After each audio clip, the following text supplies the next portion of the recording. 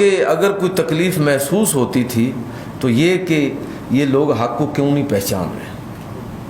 یہ حقیقت کو کیوں نہیں سمجھ رہے، کیوں نہیں جانتے کہ یہ لوگ جہنم کی طرف جا رہے ہیں اور میں ان کو کھینچ کھینچ کر اللہ کی جنت کی طرف لے کر آنا چاہتا ہوں۔ تو یہ دکھ تھا جو اللہ کے پیغمبر صلی اللہ علیہ وسلم کو ہمیشہ کھائے رہتا تھا۔ میں نے عرض کیا کہ ویسے سب کے بارے میں حضور کی خواہش یہ تھی، لیکن یہ خصوصیت اور اعزاز